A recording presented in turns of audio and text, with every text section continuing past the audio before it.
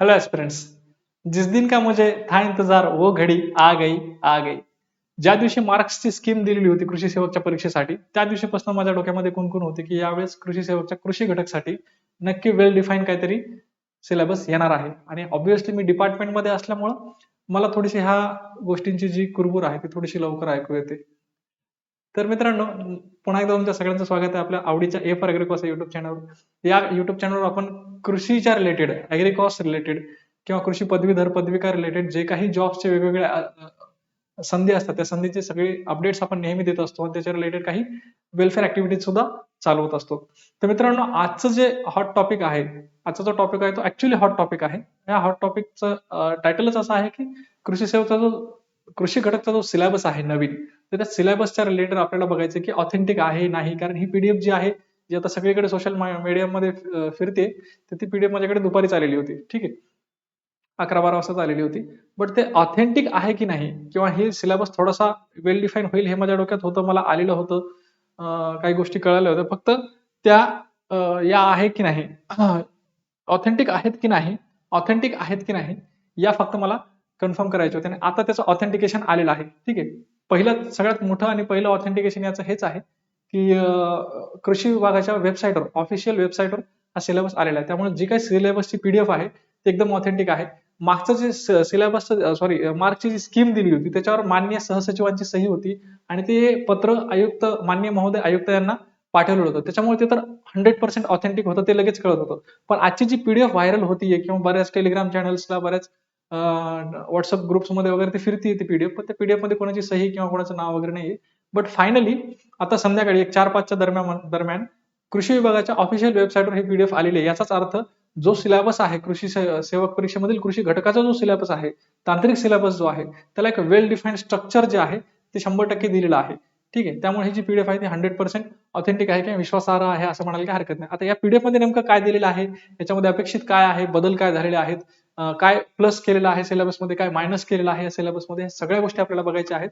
सगळ्यात पहिल्यांदा ही गोष्ट क्लिअर करतो की जी कृषी सेवक हे पद आहे किंवा ही जी परीक्षा आहे ही कृषी मध्ये पदवी किंवा पदविका दोन्हीपैकी कुठलंही शिक्षण जरी असेल तरी तुम्ही या परीक्षेसाठी इलिजिबल असता. ठीक आहे. आणि सगळ्यात महत्वाची गोष्ट, हा जो सिलेबस आहे या सिलेबस नुसार, म्हणजे आज जो सिलेबस रिलीज झाला या सिलेबस नुसार ऑलरेडी आपण एक बॅच कंप्लीट केलेली आहे. ठीक, बॅच मध्ये जे बऱ्यापैकी विद्यार्थी होते त्यांचा फीडबॅक एक नंबर आहे. आता तीच बॅच आपण रेकॉर्डेड बॅच तुम्हाला एकदम नाममात्र फीस मध्ये लवकर, फार लवकर अवेलेबल करून देणार आहोत. ठीक आहे. याच्यामध्ये आणखीन काही गोष्टी ऍड कराव्या लागतील, एक 5-6 लेक्चर किंवा एक आठवड्यामध्ये ह्या सगळ्या गोष्टी अपडेट होऊन जातील. पण जी रेकॉर्डेड बॅच आहे आपली या सगळ्या सिलेबस नुसार मी तुम्हाला सगळं पॉईंट वाईज सांगतो की काय काय आम्ही घेतलेलं आहे त्याच्यामध्ये. ठीक आहे. जे जुने स्टुडंट आहेत आपल्या बॅचचे ते तुम्हाला सांगतील सुद्धा. मी त्यांचे फीडबॅक सुद्धा तुमच्यासोबत शेअर करेल ज्यावेळेस मी बॅच सुरू करेल त्यावेळेस. ठीक आहे. म्हणजे मी म्हणजे हे चॅनल. ओके, चालेल. सो महत्वाचा मुद्दा आजचा सिलेबस बद्दल. आता हे गट क संवर्गातील कृषी सेवक सरळ सेवा पदभरती बाबतचा हा अभ्यासक्रम जो आहे तो त्यांनी या पीडीएफ मध्ये दिलेला आहे. म्हणजे ही ऍज इट इज पीडीएफ आहे, याला आपण काय केलेलं आहे, पीपीटी मध्ये कन्वर्ट केलेलं आहे. ठीक आहे. याच्यात एकही शब्द मागे पुढे केलेला नाहीये. कृषी सेवक लेखी परीक्षेकरता त्या पदासाठी विज्ञापित सामान्य ज्ञान, बुद्धिमत्ता चाचणी, मराठी इंग्रजी भाषा विचारात घेऊन कृषी सेवक पदासाठी लेखी परीक्षेचा पाठ्यक्रम त्यांनी दिलेला आहे. लेखी परीक्षेचा जो पाठ्यक्रम त्यांनी मागे दिलेला होता, ठीक आहे, ज्याच्यावर आपण एक व्हिडिओ केला पण होता. ठीक आहे, व्हिडिओ ऑलरेडी केलेला होता. तर त्याच्यामध्ये ऍज इट इज त्यांनी ठरवले सामान्य ज्ञान, म्हणजेच काय, याला आपण जीएस म्हणतो. ठीक आहे. सो जीएस जे आहे हे 20 मार्काचं राहणार आहे. ठीक आहे. 20 मार्काचं, 20 प्रश्न 20 मार्काला असणार आहे. बुद्धिमत्ता चाचणी, बुद्धिमत्ता चाचणी म्हणजे याच्यात क्वांट आणि ऍप्ट. ठीक आहे, क्वांट ऍप्ट म्हणजे याच्यामध्ये काय, अंकगणित असेल किंवा बुद्धिमत्ता चाचणी असेल. ठीक आहे. ह्या दोन्हीचे मिळून 20 मार्क होणार आहेत. ठीक आहे. 20 प्रश्न असणार आहेत 20 मार्काला. नंतर मराठी भाषा, ऑब्व्हियसली मराठी भाषा जी आहे, मराठी भाषा ही 20 प्रश्न आहेत 20 मार्काला. ठीक आहे. 20 प्रश्न आहेत 20 मार्काला. हे सगळं एक्सपेक्टेड होतं की हे ऑलरेडी त्यांनी दिलेलं होतं. ठीक आहे. जे मुलं नवीन आहेत त्यांच्यासाठी हे ऑलरेडी त्यांनी दिलं होतं. एक 8-15 दिवसापूर्वीच त्यांनी एक नोटिफिकेशन काढून ह्या गोष्टी क्लिअर केलेल्या होत्या. त्यानंतर विषय आहे इंग्लिश किंवा इंग्रजी. ठीक आहे. सगळ्यांच्या मनातलं भूत. ठीक आहे. पण भूताला या घाबरायचं नाहीये, भूताला बिलकुल घाबरायचं नाहीये. भूताला कसं ओव्हरकम करायचं ह्याचं मी तुम्हाला त्या वेळी सांगत जाईल गायडन्स. ठीक आहे. हे इंग्लिश जे आहे हे एकदम भूत नाहीये, याला तुम्ही जवळ करा, एकदम मित्रासारखं तुम्हाला हे चांगले मार्क मिळवून देणारा विषय आहे. ठीक आहे. इंग्लिश 20 मार्काला, त्याच्यामध्ये जीएस 20 मार्काला, बुद्धिमत्ता चाचणी 20 मार्काला, मराठी 20 मार्काला, इंग्लिश 20 मार्काला, असं मिळून किती मार्काचं झालं हे सगळं, 4 विषय झाले हे 80 मार्काचे. राईट. ठीक आहे. 80 मार्काचे झालेत. पण जो कृषी सेवकचा पेपर आहे तो आहे 200 मार्काचा. ठीक आहे. 200 मार्काचा. मग राहिले किती, 120 मार्क. 120 मार्क. मग आता दरवेळेस कसं असायचं, 120 मार्काचा कृषी सेवक मधला कृषी घटक हा विषय असायचा. ठीक आहे, कृषी घटक हा विषय जो आहे तो 120 मार्काला 120 प्रश्न यायचे. पण आता ह्या नवीन पॅटर्न नुसार 120 मार्काचे किती प्रश्न येणार आहेत?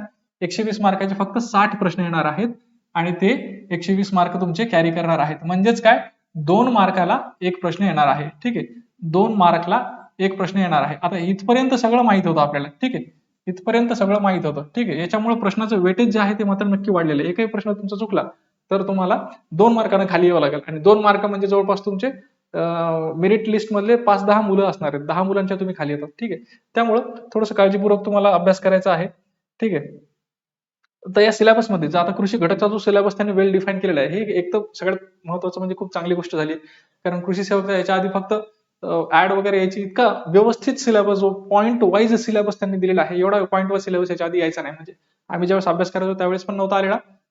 आम्ही असाच अंदाजाने अभ्यास केला होता. ठीक आहे, पण आता हा जो आहे हा कट टू कट, आणि विशेष म्हणजे आता मी फील्डवर काम करतो, तुम्हाला हे माहिती आहे की यांनी हा जो सिलेबस डिझाईन केलाय, एक्झॅक्टली फील्डवर जे नॉलेज लागतं त्याच नॉलेजला धरून हा सिलेबस आहे. ठीक आहे, तर बघा, लेखी परीक्षेकरता त्या पदासाठी विज्ञापित शैक्षणिक अर्हता आणि कृषी सहाय्यक पदाची कर्तव्य आणि जबाबदाऱ्या विचारात घेऊन कृषी सेवक पदासाठी काय केलेलं आहे त्यांनी, पाठ्यक्रम जो आहे तो ठरवलेला आहे. ठीक आहे, म्हणजे तुमची एलिजिबिलिटी क्रायटेरिया काय आहे, पदवी असेल किंवा पदविका असेल त्याचा सिलेबस, आणि तुमचं कर्तव्य आणि जबाबदाऱ्या म्हणजे तुम्ही जॉबला लागल्याच्या नंतर तुम्हाला फील्डवर काय काम करायचंय, हे सगळ्या दोघांना मिक्स करून त्यांनी एक व्यवस्थित वेल डिफाईन सिलेबस बनवला. किती? 60 प्रश्नांचा. ठीक आहे, 60 प्रश्नांचा बनवलाय, 60 प्रश्नांचा. आता हे 60 प्रश्न किती मार्काचे आहेत? 120 मार्काचे आहेत. पुन्हा पुन्हा सांगतोय मी तुम्हाला, 120 मार्काचे आहेत. याच्यामध्ये हायलाइटेड पॉईंट्स आपण बघूया. ठीक आहे, बाकी मग याच्यात डिटेल अनालिसिस मी तुमचं घेईलच पुढे. ठीक आहे, मृदशास्त्र व्यवस्थापन, सगळ्यात पहिल्यांदा मृदशास्त्र व्यवस्थापन, जे ग्रॅज्युएशनचे पोरं आहेत त्यांच्यासाठी काय आहे, हे सॉइल सायन्स. ठीक आहे, आपल्या भाषेमध्ये काय आहे, सॉइल सायन्स. ठीक आहे, सॉइल सायन्स, किंवा आपले जे डिप्लोमा आले त्यांच्यासाठी मृदशास्त्र व्यवस्थापन. मग आता याच्यामध्ये त्यांनी 2 पार्ट केलेत. मृदशास्त्र व्यवस्थापनामध्ये 2 महत्वाचे पार्ट केलेत. एक आहे जमिनीचे स्वाभाविक गुणधर्म. काय आहे? जमिनीचे स्वाभाविक गुणधर्म. मग त्या जमिनीचे स्वाभाविक गुणधर्मामध्ये बरेच पॉईंट्स त्यांनी दिलेले आहेत. जमिनीचे प्राकृतिक, भौतिक गुणधर्म काय आहेत, जमिनीचा पोत काय असतो, घडण काय असते. ठीक आहे, म्हणजे हे काय, आपल्या इंग्लिशमध्ये सांगायचं झालं तर तुम्हाला जमिनीचं स्ट्रक्चर काय असतं, टेक्स्चर काय असतं. ठीक आहे, आपल्याला तसं काही अडचण नाही. आपण दोन्ही, म्हणजे पहिली जी बॅच होती ना, ती बॅचच अशी पण डिझाईन केलेली होती की मराठी आणि इंग्रजीमध्ये ना डिप्लोमा वाल्यांच्या कधी अडचणी आल्या, ना डिग्री वाल्यांच्या कधी अडचणी आल्या. ठीक आहे, तर त्यामुळे हे सगळे शब्द जे आहेत हे आपल्याला म्हणजे पर्सनली मला तरी सगळ्या माहिती आहेत. त्यामुळे जर तुमच्यापैकी कोणी रेकॉर्डेड बॅच घेण्याचा विचारत असेल तर तुम्ही योग्य प्लॅटफॉर्मवर आहात. ठीक आहे, जमिनीचा पोत आहे, घडण आहे, रचना आहे, घनता आहे, पोकळी, सच्छिद्रता. ठीक आहे, म्हणजे पोरॉसिटी, रंग, जमिनीचा आपल्या मातीचा जो रंग आहे. ठीक आहे, या सगळ्या गोष्टी याच्यामध्ये व्यवस्थित, ह्या प्रत्येक गोष्टीवर समजा त्यांनी एक पॉईंट वाईज त्यांनी दिलेले. ठीक आहे, हे स्वाभाविक गुणधर्मामध्ये नेमकं काय काय अभ्यास करायचंय, सेंद्रिय कर्ब, मुक्त चुनखडी, मातीतील कलील, आघात, प्रतिबंधक योग्यता, म्हणजे ही सीईसी. ठीक आहे, सीईसी. हा, त्यानंतर इत्यादी वगैरे ह्या सगळ्या गोष्टी आहेत. त्यानंतर जैविक गुणधर्म काय असणार आहेत, पाण्याचे प्रकार काय आहेत, जमिनीतील पाण्याचे प्रकार काय आहेत. ठीक आहे, ज्याला आपण हायग्रोस्कोपिक वॉटर, अवेलेबल वॉटर वगैरे म्हणतो. ठीक आहे, ह्या सगळ्या गोष्टी आहेत. ठीक आहे, त्यानंतर जमिनीची मशागत, तिचे प्रकार, अवजारे, म्हणजे टिलेज काय आहे. ठीक आहे, जमिनीची मशागत कोण्या कोण्या यंत्रांनी तुम्ही करू शकता, कशी कशी करू शकता, जमिनीचा किती उतार असला म्हणजे कोण्या प्रकारे जमिनीची मशागत करायला पाहिजे, कुठल्या प्रकारच्या जमिनीमध्ये कुठल्या प्रकारच्या यंत्रांनी जमिनीची मशागत करायला पाहिजे, जमिनीच्या मशागतीची वेळ काय आहे, ह्या सगळ्या गोष्टी या सिलेबसमध्ये असणार आहेत, किंवा ह्या सगळ्या गोष्टी आपल्याला अभ्यास करणं जरुरी आहे. नंतर माती परीक्षण. आता बघा, जसं त्यांनी सांगितलं की कर्तव्य आणि जबाबदाऱ्या विचारात घेऊन, म्हणजे माती परीक्षण करणं हे खरंच खूप महत्वाची बाब आहे शेतकऱ्यांसाठी. ठीक आहे, आणि माती परीक्षणाच्या रिलेटेड आपल्याला नेहमी नेहमी गायडन्स करावं लागतं. म्हणजे जेव्हा तुम्ही फील्डवर जाल तेव्हा तुम्हाला कळेल की सॉइल टेस्टिंग म्हणजे माती परीक्षणाच्या रिलेटेड तुम्हाला नेहमी नेहमी शेतकऱ्यांना सांगावं लागतं. जसं कोणाला फळबाग घ्यायची असेल, कोणाला काही मोठा प्रोजेक्ट करायचा असेल त्याच्या शेतीमध्ये, तर त्याला आधी माती परीक्षण करणं हे जरुरी आहे, एक बेसिक काम आहे. आणि त्यामुळे माती परीक्षणाच्या रिलेटेड सगळी माहिती भविष्यामध्ये कृषी सेवक या पदाला येणाऱ्या किंवा कृषी विभागामध्ये येणाऱ्या प्रत्येक कर्मचाऱ्याला माहित असावी, म्हणून त्यांनी सिलेबसमध्येच हा पॉईंट टाकून ठेवलाय, माती परीक्षण. मग आता या माती परीक्षांमध्ये ऑब्व्हियसली माती परीक्षांमध्ये काय काय येणार, सॉइल टेस्टिंग मध्ये मग कुठले कुठले मूलद्रव्य असतात. ठीक आहे, मेजर कुठले, मायनर कुठले, त्याच्यामध्ये मग बाकी सगळ्या गोष्टी माती परीक्षणासोबतच पुन्हा मग जल परीक्षण सुद्धा असतं, पाणी परीक्षण सुद्धा असतं. ठीक आहे, तर ह्या सगळ्या गोष्टी ज्या आहेत ह्या मृदशास्त्र म्हणजे सॉइल सायन्सचे 2 पार्ट केलेत त्यांनी. ह्या एका पहिल्या पार्ट मध्ये एवढ्या सगळ्या गोष्टी आहेत. खूप डिटेल आणि खूप व्यवस्थित सिलेबस दिलाय. मला तर वाटतं एवढं कट टू कट जर तुम्ही अभ्यास केला तर तुम्हाला काही अडचणच येणार नाही, येऊ पण नाही. ठीक आहे, हा, आता त्याच्यानंतर आहे दुसरा पार्ट, सॉइल सायन्सचा दुसरा पार्ट आहे की जमीन व्यवस्थापन, जमिनीची धूप. ठीक आहे, म्हणजे ह्याच्यामध्ये काय, सॉइल इरोजन काय आहे, कसं होतं, ठीक आहे, त्याचे काय काय प्रकार आहेत, या सगळ्या गोष्टी इन्क्लूड असणार आहेत. भूमी आणि जलसंधारणाच्या पद्धती, ठीक आहे, वॉटर कन्झर्वेशन काय आहे, सॉइल कन्झर्वेशन काय आहे, किंवा भूमी आणि जलसंधारण म्हणजे मातीची जी हे होते काय म्हणतो त्याला आपण, अवक्षण जे होतं, ठीक आहे, किंवा त्याच्यामध्ये इरोजन जे होतं, ठीक आहे, तर ह्या सगळ्या गोष्टी कशा थांबवता येतील, मातीची होणारी धूप जी आहे ती कशी थांबवता येईल, ठीक आहे, या सगळ्या गोष्टी ज्या आहेत, किंवा त्याला सुधारण्यासाठी काय काय, समजा एखादी जमीन खराबच झाली एकदम, ठीक आहे, एकदम ऍसिडिक झाली, त्याच्यामध्ये काही पेरण्याच्या लायकीची राहिलीच नाही, तर त्याच्यामध्ये काय टाकता येईल आणि त्याला कसं पुन्हा आपल्या वापरामध्ये आणता येईल, ठीक आहे, ह्या सगळ्या गोष्टी ज्या आहेत या हेडिंग अंदर येतात. त्यानंतर सेंद्रिय खतं असतील, सध्या इथून पुढे जे आहे थोडंसं सेंद्रिय शेतीवर फोकस करण्याचा पूर्ण, म्हणजे एक तर केंद्रीय सरकारचा आणि महाराष्ट्र सरकारचा, दोन्ही सरकारचा फोकस आहे केंद्र शेतीवर. ठीक आहे, सो ह्या केंद्रीय शेतीच्या रिलेटेड सुद्धा, केंद्रीय सेंद्रिय शेतीच्या रिलेटेड सुद्धा काही प्रश्न तुम्हाला येण्याचे चान्सेस आहेत, किंवा त्यांनी सिलेबसमध्ये त्या गोष्टी मेन्शन केलेल्या आहेत. आता सेंद्रिय शेती म्हटल्याच्या नंतर त्याच्या रिलेटेड कंपोस्ट खत आलं, ठीक आहे, मग ते कंपोस्ट खत तयार करण्याच्या पद्धती आल्या, ह्या सगळ्या गोष्टी ज्या आहेत ह्या तुमच्या सिलेबसमध्ये आहेत, नवीन सिलेबसमध्ये आहेत. ठीक आहे, नंतर रासायनिक खतांचा प्रकार, त्यांचा होणारा वापर, म्हणजे त्याचा होणारा वापर कसा होतो, किती होतो, ठीक आहे, मग त्याच्यावर थोडंसं तुम्हाला कदाचित अप्लाइड सुद्धा विचारू शकतात, अप्लाइड विचारण्याचे चान्सेस आहेत तुम्हाला, ठीक आहे, अप्लाइड प्रश्न. ठीक आहे, अप्लाइड प्रश्न म्हणजे काय बाबा, ते तुम्हाला पुढे पुढे जेव्हा मी प्रश्नांची प्रॅक्टिस घेईल त्यावेळेस तुमच्या लक्षात येईल की एक नॉर्मल प्रश्न कसा असतो, एक अप्लाइड प्रश्न कसा असतो, आणि एक ट्विस्टेड प्रश्न कसा असतो. ठीक आहे, त्या सगळ्या गोष्टींची मी प्रॅक्टिस घेतच असतो आणि इव्हन इथून पुढे सुद्धा घेईल. हा, त्यानंतर कोरडवाहू क्षेत्राची व्यवस्था, पाणलोट क्षेत्राचा कोरडवाहू शेतीमधील सहभाग. ठीक आहे, म्हणजे पाणलोट क्षेत्राचा म्हणजे आपला वॉटरशेडचा, ठीक आहे, वॉटरशेडचा जो एरिया आहे, ठीक आहे, एरिया पाणलोट क्षेत्राचा जो आहे तो कोरडवाहू शेतीमधील सहभाग, म्हणजे कोरडवाहू शेती जी आहे जी फक्त पावसावर आधारित असते, त्याला ह्या पाणलोट क्षेत्राच्या विविध पद्धती वापरून त्याला व्यवस्थित इरिगेटेड लँड मध्ये कन्वर्ट करता येतं. ठीक आहे, तर ह्या सगळ्या गोष्टी ज्या आहेत त्या आपल्याला सिलेबसमध्ये आहेत. मग हे पाणी अडवा पाणी जिरवा सारख्या ज्या योजना किंवा स्लोगन जे आपण नेहमी देतो, तर हे सुद्धा तुम्हाला माहित असायला पाहिजे. ठीक आहे, काही सेवाभावी संस्थांचा सहभाग जो आहे फलोद्यानामध्ये किंवा मृदसंधारणामध्ये, ठीक आहे, बऱ्याच वेळा सामाजिक वनीकरण असेल किंवा हे जे मृदसंधारणाचे काम आहेत, जसं की आता माननीय आमिर खान सरांची जी पाणी फाउंडेशन आहे, ठीक आहे, ती एक संस्था आहे, पण ती कशासाठी काम करते, ती मृदसंधारणासाठी काम करते, ती जलसंधारणासाठी काम करते. तर अशा संस्थांवर सुद्धा तुम्हाला काही प्रश्न येण्याचे चान्सेस आहेत यावेळेस. ठीक आहे, ठीक आहे, आणि ह्या सगळ्या ज्या गोष्टी आहेत ते ऑब्व्हियसली डिपार्टमेंटचे लोक तुम्हाला ऑब्व्हियसली चांगले सांगू शकतात. ठीक आहे, त्यामुळं ह्या सगळ्या गोष्टी ज्या आहेत, सेवाभावी संस्था असतील, ह्या सगळ्यांचा सध्या अभ्यास तुम्हाला माहिती असणं, ऍटलीस्ट नॅशनल लेवलला जे काम करतात पाणी फाउंडेशन सारखं, यांचं तुम्हाला माहिती असणं जरुरी आहे. जमिनीचा आणि पाणी देण्याचा संबंध, पाणी देण्याच्या पद्धती, तुषार, ठिबक किंवा बायोल सिंचन पद्धत. ठीक आहे, बायोल सिंचन पद्धत वगैरे, तुषार काय, ठिबक काय, ठीक आहे, ह्या सगळ्या गोष्टी. याच्यामध्ये एक टॉपिक खूप रिलेटेड आहे, आमच्या रिलेटेड तर खूपच आहे. ठीक आहे, तुम्हाला सांगतो मी तो आल्याच्या नंतर. पीक संवर्धन, आता हे झालं आपलं, ते जे आपण पाहिलं सॉइल सायन्सचे दोन पाहिले. ठीक आहे, सॉइल सायन्स मध्ये दोन पॉईंट्स त्यांनी दिलेले आहेत. ठीक आहे, सॉइल सायन्स आपण पाहिलं, म्हणजे सॉइल सायन्सवर त्यांचा मेजर फोकस असणार आहे. जर तुम्ही प्रिव्हियस इयर क्वेश्चन जरी पीवायक्यू जर तुम्ही शोधले, ठीक आहे, पीवायक्यू जर तुम्ही हाताळले, तर तुमच्या असं लक्षात येईल की सॉइल मध्ये खूप जास्त प्रश्न विचारलेले आहेत. ठीक आहे, अॅग्रो मध्ये आणि हॉर्टी मध्ये. ठीक आहे, म्हणजे आपल्या मराठीत जर सांगायचं झालं पदविका धारकांना, तर मृदाचा जो विषय आहे, ठीक आहे, मृदा, त्याच्यानंतर आपलं कृषी संवर्धन, आपलं कृषी शास्त्र, ठीक आहे, कृषी शास्त्र, जे की हे इथं पीक संवर्धन म्हणून आलेलं आहे तुम्हाला, कृषी शास्त्र, आणि एक उद्यान विद्या. ठीक आहे, उद्यान विद्या, या 3-4 विषयांवर जवळपास तुमचा 50% पेपर आधी बनायचा. तर या सिलेबसमध्ये सुद्धा त्यांनी वेटेज तसंच ठेवलेलं आहे. ठीक आहे, म्हणजे भरपूर यांचे पॉईंट्स जे आहेत ते इन्क्लूड केलेले आहेत. मग पॉईंट इन्क्लूड केले याचा अर्थ याच्यावर प्रश्न येणारच आहेत. ठीक आहे, येणारच आहे 100%. चालेल, बघू आपण थोडंसं कृषी शास्त्र, आपलं सॉरी पीक संवर्धन मध्ये काय काय दिलेले त्यांनी. पीक संवर्धन मध्ये पीक संवर्धन, पिकांचे वर्गीकरण, ठीक आहे, पिकांचे वर्गीकरण, हवामान आणि हंगाम, कोण्या हंगामात कोणती पिकं घेतात, कोणत्या पिकांना कसं हवामान लागतं. ठीक आहे, मी आपल्या तर ॲग्रोनॉमीचे जे लेक्चर्स आहेत, ठीक आहे, आता जे तुम्हाला रेकॉर्डेड बॅच मिळेल त्याच्यामध्ये प्रत्येक पिकाचा व्यवस्थित अभ्यास केलेला, प्रत्येक पिकाचा. ठीक आहे, आणि त्याच्यामध्ये एक सचिन वाघ नावाचा आपला एक स्टुडंट आहे, त्यामुळे तो इतका सुंदर टेबल केलेला आहे. तो टेबल जर तुम्ही एकदा म्हणजे वाचला तर तुमचं बऱ्यापैकी चांगलं रिव्हिजन होऊन जाईल, बऱ्यापैकी चांगलं रिव्हिजन होऊन जाईल. असे खूप चांगले चांगले स्टुडंट आहेत, मस्त व्यवस्थित त्यांनी अभ्यास केलेला आहे. आणि इथून पुढे तुम्ही हे आपल्यासोबत जोडला तर 100% अभ्यास तुमचा चांगला होऊन जाईल. ठीक आहे, त्यानंतर बियाणे काय, बियाण्याचे गुणधर्म काय आहेत, उगवण्यासाठी लागणाऱ्या आवश्यक गोष्टी काय आहेत. ठीक आहे, या सगळ्या ज्या गोष्टी आहेत हे तुम्हाला पीक संवर्धन मध्ये येतील. पिकाच्या वाढीसाठी लागणाऱ्या आवश्यक गोष्टी असतील. ठीक आहे, तृणवर्गीय पिकं काय, तृणवर्गीय, आता हे तुम्ही तृणवर्गीय पिकं आहेत, कडधान्य वर्गीय पिकं आहेत. ठीक आहे, गळीत धान्य आहेत, हिरवळीची खतांची पिके आहेत. मी जेव्हा सुरू केलं होतं, ठीक आहे, ॲग्रोनॉमीचे जे क्रॉप वाईज जेव्हा सिलेबस सुरू केलं तेव्हा मिलेट्स पासूनच केला होता, कारण जे इंटरनॅशनल मिलेट इयर आहे, हे जे सध्या चालू आहे हे आंतरराष्ट्रीय तृणधान्य वर्ष आहे. ठीक आहे, त्यामुळे तृणधान्यावर तुम्हाला प्रश्न जास्त येणं हे 100% साहजिक आहे. ठीक आहे, 100% साहजिक आहे. त्यामुळे तृणधान्यामध्ये कोणकोणते आहेत, काय काय नाही, त्याच्यामध्ये प्रत्येक क्रॉपचं जे आहे ते, त्याला हवामान कसं लागतं, त्याला माती कशी लागते, त्याला टेम्परेचर किती लागतं, ठीक आहे, तापमान किती लागतं, ह्या सगळ्या गोष्टी आपण त्यामध्ये डिटेलमध्ये घेतलेल्या आहेत. रोग नियंत्रणाची, कीड नियंत्रणाची सर्वसाधारण तत्वे काय आहेत, रोग नियंत्रण कसं केलं जातं, कीड नियंत्रण कसं केलं जातं. ठीक आहे, नंतर जैविक कीड काय आहे, म्हणजे बायोलॉजिकल जे बायो कंट्रोल जे आहेत, ठीक आहे, बायो कंट्रोल एजंट जे आहेत. ठीक आहे, तर ह्या सगळ्या गोष्टी आपल्याला याच्यामध्ये पीक संवर्धनामध्ये येतील. तुम्हाला कीटकनाशके, बुरशीनाशके, म्हणजे याच्यामध्ये तुम्हाला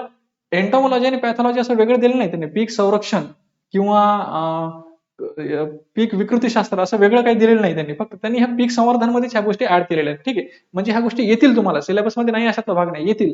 पण मग मायन्यूट प्रकारामध्ये किंवा एक दोन प्रश्न वगैरे या टाईपमध्ये ते येतील. ठीक आहे, पण महत्वाचे आहेत आपल्यासाठी. एक एक प्रश्न महत्वाचा आहे.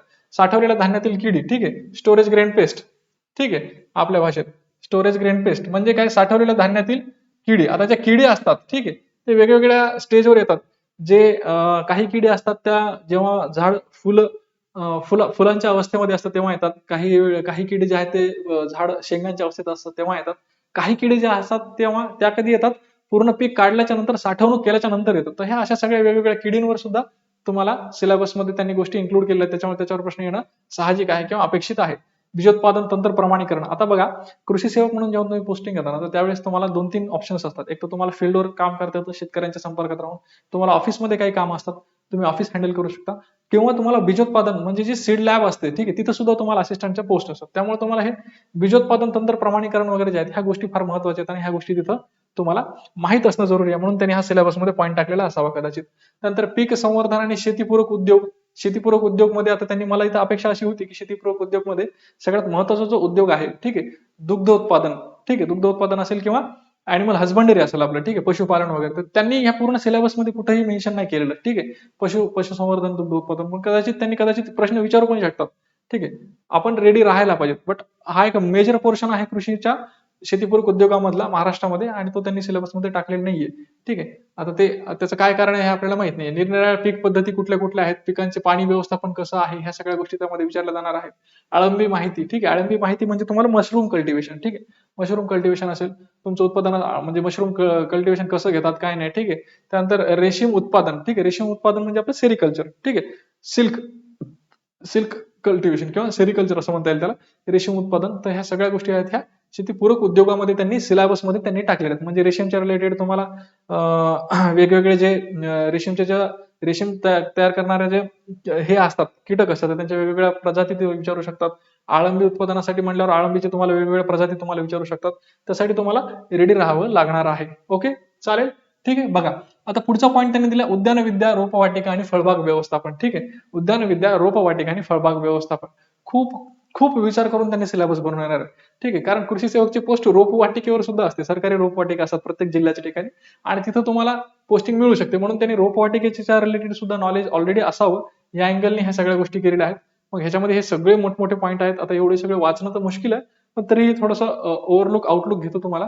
हवामानानुसार पडलेले विभाग, आपल्या जुन्या बॅच मध्ये पाटील सरांनी घेतलेले आहे. ठीक आहे, त्यानंतर फळबाग यशस्वी करण्यासाठी आवश्यक बाबी, पर्जन्यमान, तापमान वगैरे, लागवड व्यवस्थापनचे पाणी वगैरे. ठीक आहे, छाटणी कशी असते, बहार कसे धरायचे, ठीक आहे, छाटणी कशी करायची, म्हणजे ट्रेनिंग प्रुनिंग ह्या सगळ्या गोष्टी व्यवस्थित. ठीक आहे, नंतर कोरडवाहू फळपिकांचं व्यवस्थापन कसं करायला पाहिजे, महाराष्ट्राच्या महत्वाच्या समशीतोष्ण उष्णकटिबंधातील फळ झाडांची लागवड. ठीक आहे, त्यानंतर शासनाच्या फळबाग लागवडीच्या योजना. हा पॉईंट खूप महत्वाचा, जे मी तुम्हाला म्हणत होतो ना, एक पॉईंट खूप रिलेटेड आहे आमच्या. तर हे शासनाच्या फळबाग लागवडीच्या ज्या योजना आहेत, आता या योजनांची माहिती जी आम्ही रोज शेतकऱ्यांना देतो, ती तुम्हाला खूप इत्थंभूतपणे आणि खूप इफेक्टिव्हली आम्ही तुम्हाला देऊ शकतो, आणि खूप डीप मध्ये तुम्हाला देऊ शकतो. ठीक आहे, आता फळबाग लागवडीच्या योजना खूप साऱ्या आहेत, मागे जुना भरपूर झालेल्या आहेत, नवीन सध्या चालत आहेत. ठीक आहे, फोंडकर फळबाग योजना आहे, त्यांची प्रोसेस काय आहे, त्याला सबसिडी किती आहे. ठीक आहे, किंवा मनरेगा फळबाग योजना आहे, ती कोणाला लागू होते. ठीक आहे, कुठली योजना कोणाला लागू होते, त्याच्यासाठी काय क्रायटेरिया, ह्या सगळ्या गोष्टी तुम्हाला याच्यावर प्रश्न येऊ शकतात. ठीक आहे, येऊ शकतात, आणि ते आपल्या बॅच मध्ये जे जुने आहेत त्यांना हे घेतलेले नाहीयेत, पण आता हे आपण घेऊ. ठीक आहे, आता हे पॉईंट त्यांनी ऍडच केला, तर हे आपल्याला 100% घ्यायचंय, 100% घ्यायचे. ठीक आहे, मी तेच सांगतोय, काही पॉईंट तुम्हाला काही लेक्चर ऍड करायचे ते आपण हे करू. त्यातलं हे महत्वाचं आहे की नवीन ज्या योजना आहेत, ठीक आहे, त्या योजना घेणारच होतो आपण, पण ह्या योजना RKUI, NFSM किंवा अशा मोठ्या मोठ्या योजना घेणार होतो. पण आता फोकस आपला काय करायचा, बाकीच्या त्या योजना घ्यायच्यात, पण ह्या रोपवाटिका, फळबाग या सगळ्या ज्या योजना आहेत, ठीक आहे, या योजना आपल्याला थोडं फोकसफुली घ्यायच्या आहेत. आलं लक्षामध्ये? त्याच्यानंतर अभिवृद्धीचे प्रकार असतील ते, मातृवृक्षाचे महत्व आणि निगा, हरितगृह, तुषारगृह ह्या सगळ्या गोष्टींचे तुम्हाला म्हणजे ग्रीन हाऊस किंवा शेडनेट वगैरे ह्या सगळ्या गोष्टींची तुम्हाला माहिती ते विचारणार आहेत किंवा हे सगळं सिलेबस मध्ये आता आलेलं आहे. त्यानंतर उद्यानविद्या, भाजीपाला आणि फुलांचे उत्पादन, ठीक आहे, म्हणजे हॉर्टिकल्चर मध्ये व्हेजिटेबल सायन्स आणि फ्लोरिकल्चर हे सुद्धा तुम्हाला सिलेबसला आहे. ठीक आहे. महाराष्ट्राचा बऱ्यापैकी भाग जो आहे पश्चिम महाराष्ट्रामधला तो भाजी उत्पादनामध्ये किंवा फुल उत्पादनामध्ये अग्रेसर आहे. तर मग त्याच्या रिलेटेड सुद्धा प्रश्न काय असायला पाहिजे सिलेबसमध्ये, म्हणून त्यांनी ह्या सगळ्या गोष्टी ऍड केलेल्या आहेत. भाजीपाल्याचं वर्गीकरण काय आहे, ठीक आहे, भाजीपाल्याचं वर्गीकरण काय आहे, प्रमुख भाजीपाल्याची लागवड जी आहे ती, ठीक आहे, पालेभाज्या, फळभाज्या, वेलवर्गीय भाज्या ह्या सगळ्या गोष्टी तुम्हाला त्यांनी इतकं म्हणजे व्यवस्थित त्यांनी दिले, इतका सुंदर सिलेबस डिझाईन केलेला आहे, कट टू कट डिझाईन केलेला आहे. ठीक आहे, त्यांनी फक्त इथं वर्गीकरण सांगितलं आणि गेले असं नाहीये, त्यांनी प्रत्येक वर्गीकरण सुद्धा त्यांनी तुम्हाला सांगितलं की नेमकं कसं असायला पाहिजे. ठीक आहे, की कसा तुम्हाला अभ्यास करायचा याची एक व्यवस्थित दिशा त्यांनी तुम्हाला दिलेली आहे. फुलशेती महत्व, लागवडीस असलेला वाव, पुष्प उत्पादनात अवलंबल्या जात असलेल्या खास बाबी, हरितगृहातील फुलशेती, पुष्प प्रदर्शनासाठी फुलांची निवड आणि तयारी. बऱ्याच ठिकाणी आता तुम्ही बघता कृषी प्रदर्शन वगैरे होतं, तर तिथं फुलांची फार छान सजावट केलेली असते. म्हणजे पूर्ण आजकाल कुठलं लग्न समारंभ सुद्धा स्टेजवर फुलं सजवल्याशिवाय ते होत नाही. ठीक आहे, सो त्याचे काय काय प्रकार असतात, ठीक आहे, त्याचे काय काय प्रकार असतात, कुठल्या प्रकारची फुलं तिथं वापरतात, कुठल्या जातीचे वापरतात, ते कसे असतात, ठीक आहे, त्या सगळ्या ज्या गोष्टी आहेत, ठीक आहे, तर ह्या सगळ्या गोष्टी तुम्हाला सिलेबसमध्ये आता इन्क्लूड केलेल्या आहेत. ठीक आहे, त्याच्यानंतर फुल पिकांच्या अभिवृद्धीच्या पद्धती असतील, महत्वाच्या फुलझाडांची लागवड असेल, फळे आणि भाजीपाला टिकविण्याच्या विविध पद्धती आहेत. ठीक आहे, तर त्याच्यामध्ये काय काय पद्धती आहेत, ह्या सगळ्या पद्धती ज्या आहेत, ठीक आहे, तर ह्या तुम्हाला आता पेपरला किंवा परीक्षेला सिलेबसमध्ये ऑथेंटिकली आलेल्या आहेत. त्याचा तुम्हाला चांगला अभ्यास करायचा आहे. सगळ्यात शेवटचा आहे, last but not the list, म्हणजे कृषी विस्तार. ठीक आहे, कृषी विस्तार आपण घेतलेला आहे आणि हा सिलेबस आता सगळ्यांना माझी एक रिक्वेस्ट आहे, जुन्या पोरांना हे वाचा आणि बघा तुम्ही याच्यात काय राहिले का.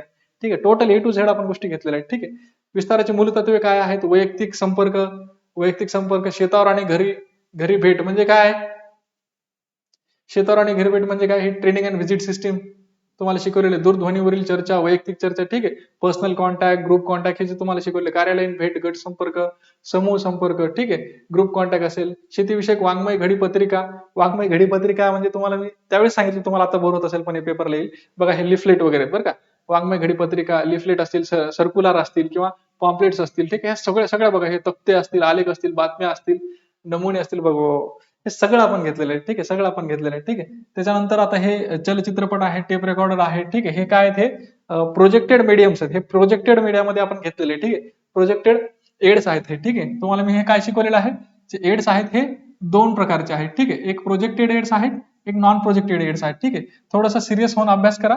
ठीक आहे, एड्स म्हणले की तुम्ही दुसरीकडे दिमाग नका लावू. ठीक आहे, आता सध्या सिरियस होऊन अभ्यास करा. ठीक आहे, हे मी कॅपिटल नाही लिहिलेलं, स्मॉल लिहिलेलं आहे मुद्दा म्हणून, शेवटी आपण अग्रेज आहेत मला माहिती आहे.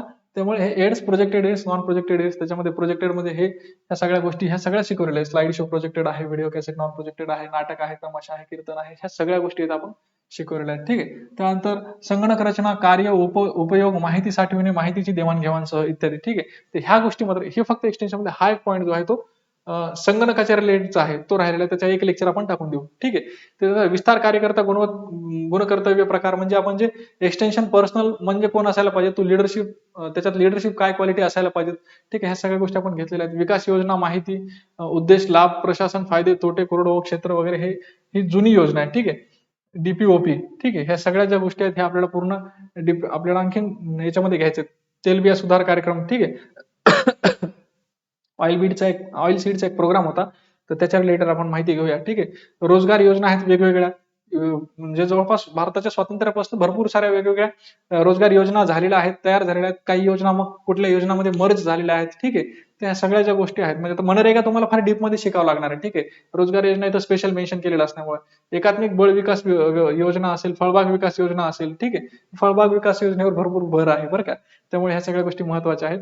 कृषी विज्ञान केंद्र आहे, महत्वाचे शेतीविषयक कायदे असतील, बी बियाणे कायदा असेल, ठीक आहे, सीड ऍक्ट असेल, रासायनिक खत नियंत्रण कायदा असेल, कीटकनाशक कायदा असेल, जंगल कायदा असेल. ठीक आहे, ह्या सगळ्या गोष्टी ज्या आहेत तुम्हाला आता सिलेबस मध्ये ऑथेंटिकली आलेल्या असल्यामुळे तुम्हाला अभ्यास करणं जरुरी आहे. ठीक आहे, जे आपला सिलेबस झालेला आहे त्यांना तुम्ही रिव्हिजन द्या, परफेक्ट करा, जे नाही झालं ते ऍड करण्याची जबाबदारी माझी असणार आहे. ठीक आहे, माझी असणार आहे, काही तुम्ही त्याची काळजी करू नका, कारण मी पहिल्याच दिवशी म्हटलेलं आहे की तुम्ही विश्वास ठेवलाय माझ्यावर, तर मग तुम्हाला शेवटपर्यंत नेणं ही माझी जबाबदारी आहे. ठीक आहे, ही माझी जबाबदारी आहे. त्यानंतर कृषी व्यवसायातील वित्त व्यवस्थापन आहे, इकॉनॉमिक्स आपण घेतलेलं आहे, ठीक आहे. पण आता मला असं वाटतं की इकॉनॉमिक्सला मी जास्त वेळ दिला, खूप जास्त लेक्चर घेतलेत, त्यांनी सिलेबस थोडासा लिमिटेड टाकलेला आहे. तसं पण याच्यामध्ये जे आपण फायनान्सचं घेतलेलं आहे, ठीक आहे, फायनान्सचं घेतलेलं आहे, फायनान्स किंवा ऍग्रिकल्चर मार्केटिंग मधलं जे घेतलेलं आहे आपण, ठीक आहे, जे विपणन, ठीक आहे. तर हे सिलेबस मात्र खूप चांगला कामाला येणार आहे आणि त्यावेळेस आपण फोकस पण ह्या दोन गोष्टीवर केला, सहकार, वित्त आणि विपणन, ह्या तीन गोष्टीवर आपण फोकस केलेला आहे. मग जे आता थोडं मायक्रो आणि मॅक्रो घेतलेलं आहे तर ते तुम्हाला जनरल नॉलेजसाठी तरी का होईना पण कामाला येईलच ते, ठीक आहे. जीडीपी काय असतो, जीएनपी काय असतो, पण हे सांगणं माझं कर्तव्य होतं. जे काही माहित आहे ते तुम्हाला तुमच्यापर्यंत पोहोचवणं हे माझं कर्तव्य होतं, ते मी केलेलं आहे. कृषी व्यवसायातील वित्त व्यवस्थापन, मग कृषी व्यवसायामध्ये जे वित्त आहे, ठीक आहे, कर्ज आहे, क्रेडिट जे आहे, मॅनेजमेंट त्याचं कसं होतं, कृषी व्यवसायात वित्त व्यवस्थापनाचे महत्व काय आहे, कृषी व्यवसायात पतपुरवठ्याची भूमिका काय आहे, पुरवणाऱ्या संस्था कुठल्या आहेत, ठीक आहे. त्यानंतर कृषी पत प्रस्ताव, ठीक आहे, प्रस्तावाच्या चाचण्या कशा होतात, जे मी तुम्हाला 5 Cs शिकवले होते, ठीक आहे. त्याच्यानंतर 7 Ps शिकवले होते, ठीक आहे. तर हे सगळ्या गोष्टी आहेत ह्या, ठीक आहे. 3R शिकवलेले आहेत, आठवते का तुम्हाला, ठीक आहे. 5C 7P एका लेक्चरमध्ये ह्या तिन्ही गोष्टी घेतलेल्या आहेत. आठवत नसेल तर रिव्हिजन द्या, ठीक आहे. हेच आहेत कृषी पत प्रस्ताव जे आहे ते चाचणी करण्याचे हे माध्यम आहेत, की हे ते काय मेथड्स आहेत त्याच्यात चाचणी करण्याचे, ठीक आहे. त्याच्यानंतर काय राहिलेलं आहे, कृषी व्यवसाय विश्लेषण राहिलेलं आहे, ठीक. कृषी व्यवसाय विश्लेषण या सगळ्या गोष्टी ज्या आहेत ह्या कृषी व्यवसायातील वित्त व्यवस्थापन अंडर तुम्हाला सिलेबस मध्ये आलेल्या आहेत, ठीक आहे. त्यानंतरचा टॉपिक आहे कृषी विपणन म्हणजे ऍग्रिकल्चरल मार्केटिंग. ऍग्रिकल्चरल मार्केटिंग मध्ये शेतीमाल विक्री व्याप्ती, महत्व, त्यानंतर शेतीमालाच्या बाजारपेठेत प्रकार, शेतीमाल विक्री व्यवस्थेतील माध्यम आणि संस्था, शेतीमाल विक्रीच्या समस्या, ह्या सगळ्या गोष्टी ज्या आहेत ते तुम्हाला सिलेबस मध्ये आहेत, ठीक आहे. याच्यामध्ये एखादा पॉईंट राहिलेला असू शकतो. बाजारपेठेचे प्रकार जे आहेत ते आपण घेतलेले आहेत, ठीक आहे. ऍग्रिकल्चर मार्केटचे टाइप्स आपण घेतलेले 12 बेसिस आहेत त्याचे क्लासिफिकेशनचे, ठीक आहे. नंतर शेतीमाल विक्री व्यवस्थेतील माध्यम आणि संस्था, ठीक आहे. शेतीमाल विक्रीच्या समस्या, ठीक आहे. हे काही 1-2 पॉईंट आहेत, ते आपण ऍड करून घेऊ, काय अडचण नाही, ठीक आहे. चला, तर हा असा सिलेबस आहे तुमचा, नवीन सिलेबस आहे. नवीन सिलेबस मध्ये काही ज्या गोष्टी आहेत आता ह्याच्यामध्ये खरं तर आहे, काय खरं काय खोटं हे जे मी तुम्हाला टायटल दिले ते तिथं मी पहिल्यांदाच क्लिअर केलं की सिलेबस खरं आहे, ऑथेंटिक आहे, काय अडचण नाही, ठीक आहे. आता विषय याच्यामध्ये असा आहे की बदल काय झाला, तर बदल डेअरी सायन्स सारखा एक मेजर विषय जो आहे तो त्यांनी मेन्शन केलेला नाहीये, ठीक आहे. पण बऱ्याच वेळा असं होतं की मेन्शन जरी नाही केलं तरी विषय महत्वाचा आहे, ठीक आहे. त्याच्यामुळे एखाद्या वेळेस त्याच्यावर प्रश्न येऊ शकतात. हे मात्र तुम्हाला जाणून बुजून याच्यात सिलेबस जरी त्यांनी दिलेला नसला तरी माझी रिक्वेस्ट आहे तुम्हाला की त्याच्या रिलेटेड थोडंफार का होईना तुम्ही वाचा. कदाचित त्यांनी एखाद दोन तुम्हाला गाईच्या, शेळीच्या जर प्रजाती विचारल्या तर तुम्हाला ऍटलीस्ट तेवढं उत्तर देता यायला पाहिजे. दुधामधले काही त्यांनी दुधामधले काही घटक विचारले तर हे तुम्हाला सांगता यायला पाहिजे, कारण त्या बेसिक गोष्टी आहेत आणि ते तुम्ही कृषी सेवक होणार आहेत म्हणल्यावर तुम्हाला ह्या सगळ्या गोष्टी पुढे भविष्यात करायच्या आहेत. त्यामुळे त्यांनी याच्यात मेन्शन जरी नसेल केलं तरी थोडाफार त्याचा अभ्यास करा.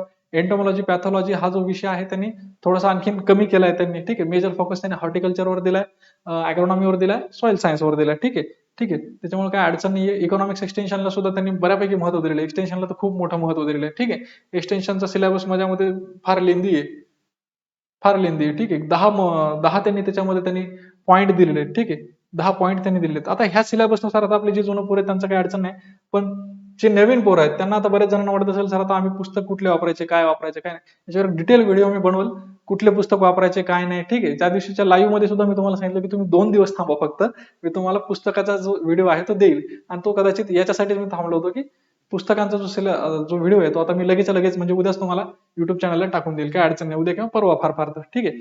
एकदम डिटेल तुम्हाला कोण्या पुस्तकामध्ये काय वाचायला भेटेल हे सगळं मी सांगणार आहे, ठीक आहे. आणि जे नवीन मुलं आहेत त्यांना मी थोडंसं ओळख करून देतो. माझं नाव जे आहे ते सचिन आहे आणि मी स्वतः कृषी सहाय्यक आहे. त्यामुळे तुम्ही ज्या प्रोसेसमधून चाललाय त्या प्रोसेसमधून मी नेमकाच गेलेला असल्यामुळं मला त्या रस्त्यावर कुठे खड्डे आहेत, कुठं काटे आहेत आणि कुठं वाट सरळ आहे, ह्या सगळ्या गोष्टी माहित आहेत.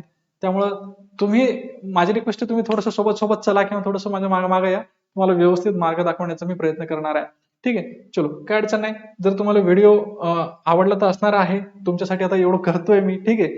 तर थोडं लाईक, शेअर, सबस्क्राईब करा, ठीक आहे. म्हणजे मलाही मोटिवेशन मिळेल आणि हे जे आपले ए फॉर ॲग्री कॉस्ट जे काही सोशल मीडियाचे प्लॅटफॉर्म आहेत त्याच्याशी थोडंसं कनेक्टेड राहा. याच्या सगळ्यांचे टेलिग्राम चॅनल असेल, इन्स्टा पेज असेल किंवा ऍप असेल, या सगळ्यांचे जे लिंक आहेत ते आपण या डिस्क्रिप्शन बॉक्समध्ये दिलेल्याच आहेत, ठीक आहे. जाता आता लाईक करायला विसरू नका. थँक्यू सो मच आणि तुमच्या मित्रांना मात्र नक्की शेअर करा, ठीक आहे. Thank you so much. थँक्यू.